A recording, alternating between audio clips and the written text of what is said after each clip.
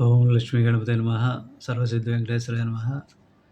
ఇప్పుడు మనం ఇంటికి కొన్ని స్థూల దోషాలుంటాయి. వాటికి ఏ యంత్రాలేస్తే ఆ స్థూల దోషం పోద్దో మనం తెలుసుకుందాం. వీధి శూల వీధి శూలకు ఇంద్ర యంత్రం వేస్తే ఆ వీధి శూల పోతుందంటున్నారు. అలాగే వెనుక గుంట ఉన్న ఇంటికి విష్ణు యంత్రం. వెనుక గుంట అంటే తూర్పు ఫేస్ ఇల్లనుకోండి. వెనక పక్క ఆహ్, పడమరలో. అదే ఉత్తరం ఇల్లయితే దక్షిణంలో. దక్షిణంలో, పడమరలో గుంటలు ఉండకూడదు. ఉంటే చాలా పెద్ద దోషం అని చెప్తున్నారు. ఉన్న ఇంటికి ఏం చేస్తారంటే విష్ణు యంత్రం ఆ భాగంలో విష్ణు యంత్రం పెట్టుకోవాలి. పెట్టుకుంటే ఆ దోషం పోతుంది.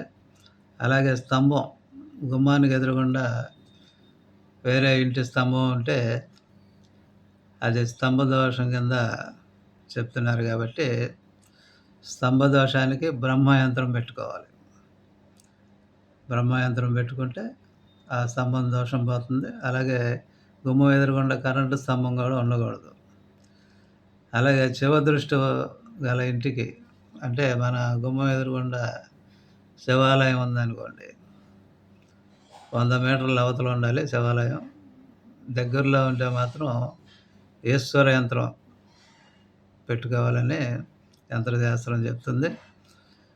ఇలా ఈ ప్రాంతాల్లో మీరు ఈ యంత్రాలు కట్టుకుంటే దోషం చాలా తొందరగా పోద్దని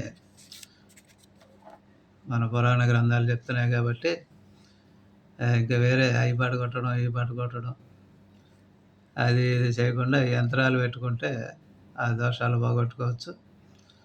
ఓం నమో వెంకటేశాయ నమః. ఓం శాంతి శాంతి శాంతి. మీకేమన్నా విషయాలు అవసరమైతే కామెంట్ చేయండి. మేము తెలియజేస్తాం మరో వీడియోలో. ఓం శాంతి శాంతి శాంతి.